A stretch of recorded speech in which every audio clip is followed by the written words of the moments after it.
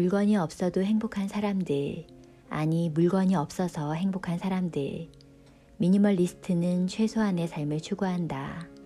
종교 서적 속 현자들은 하나같이 소유에 집착하면 불행해진다고 말하지만 현실에서는 그렇지 않다. 불행하지 않으려면 더 많이 소유하라고 말한다. 하지만 미니멀 라이프가 유행하며 가진 게 없으면 불행하다라는 공식은 깨졌고 미니멀 열풍은 스스로 가난하고 싶은 자에게 가난할 자유를 주었다. 나는 사실 미니멀과는 거리가 먼 성격이다. 조금만 방심하면 물건이 늘어나고 뭐든 손에 잡히는 곳에 늘어놓는다.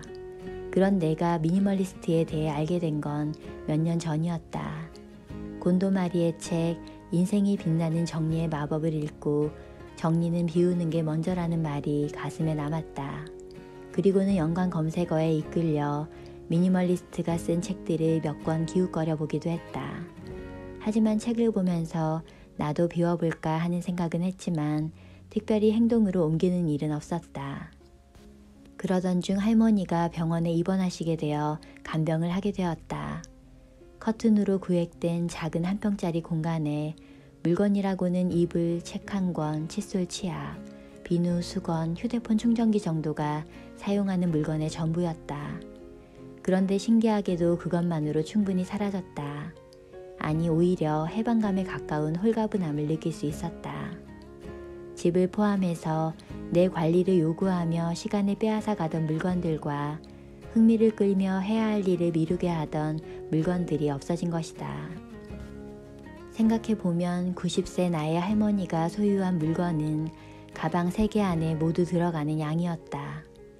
그런 할머니를 보며 세상을 떠나면 전부 필요 없어지는 게 물건인데 남과 가진 것을 비교하며 더 많은 물건을 더 많이 소유하려는 게 무의미하게 느껴졌다.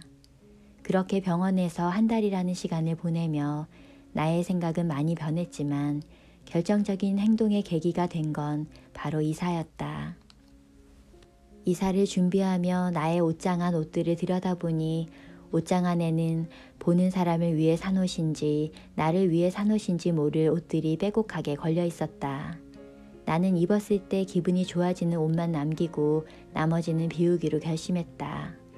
허리를 굽힐 때 신경 쓰이는 짧은 스커트, 남들 따라 산 스키니진, 물감이 묻을까봐 입고도 불안했던 하얀 셔츠 등을 처분했다. 그러자 200벌이 넘는 그 많은 옷들 중에 남겨진 것은 티셔츠 몇 장, 여름용 겨울용 조끼, 7부 길이의 긴 치마들, 너무 붙지 않는 적당한 길이의 바지뿐이었다.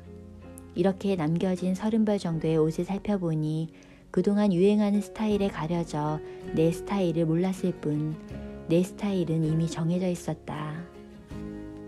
옷을 비운 후에는 무엇을 입어도 전부 내가 좋아하는 옷이니 뭘 입을지 고민하는 일은 사라졌다. 이렇게 나는 이사를 계기로 미니멀을 선언하며 옷장을 비롯해 물건들을 비워내기 시작했다. 예전에 나의 방은 물건들로 가득해서 정리가 되지 않았었기에 몸도 마음도 공간처럼 늘 어수선하기만 했다. 이랬던 내 삶에 변화가 일어난 것은 미니멀 라이프를 시작하고 정리 습관이 든 이후부터다. 정리는 이리저리 돌아다니기 쉬운 물건의 자리를 정해주면 훨씬 쉬워진다. 특히 여럿이 함께 쓰는 공간을 정리하려면 물건의 자리는 더 중요해진다. 만약 주차장에 하얀 선이 없다면 차들이 얼마나 엉망으로 주차될까. 하얀 선 하나로 말 한 번 섞어본 적 없는 사람들이 전부 통일된 규칙을 갖게 된 것처럼 물건에도 각자의 자리라는 규칙이 필요하다. 물건의 자리를 만들어주는 방식은 다양하다. 칸막이 수납 도구를 사용할 수도 있고 여기저기 돌아다니는 리모컨을 놓아두는 자리를 탁자 유리 아래에 종이 테이프를 붙여서 표시해 두는 방식 등을 활용할 수도 있다. 서랍을 뒤적일 때마다 이리저리 치이던 물건들을 하나하나마다 자리를 마련해주고 누가 정리해도 같은 자리에 같은 물건이 놓이게 되면 물건은 제자리에서 가진 기능을 끝까지 발휘할 수 있고 정리된 공간은 여유로워진다. 이렇게 물건을 비우고 정리정돈해가며 솜씨 있게 살림 실력을 늘려가는 게 즐겁기는 하지만 나는 살림에는 시간을 최대한 적게 쓰려고 한다. 그렇기에 집안일을 쌓아두었다가 한꺼번에 하기보다는 작게 쪼개서 매일 하는 게 좋다.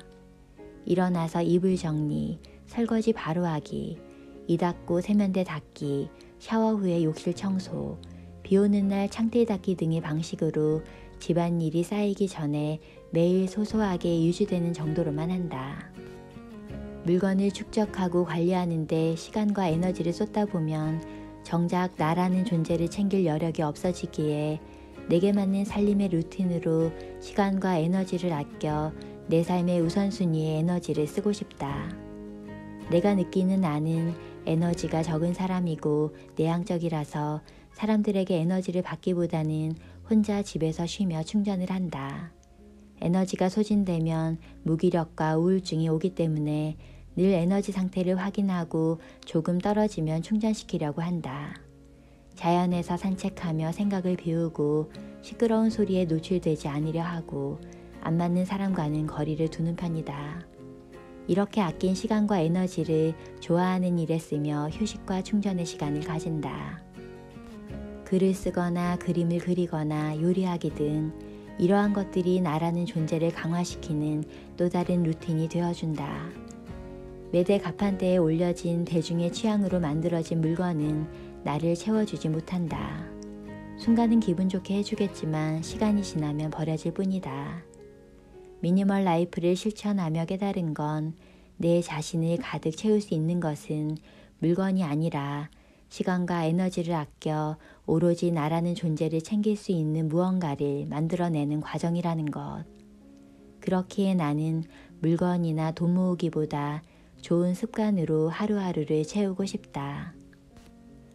꾸준히 무언가를 하고 있다라는 루틴의 안정감, 매일을 조금씩 정리하는 습관, 이러한 것들이 오늘도 나의 행복한 일상을 채워나가는 힘이 되어준다.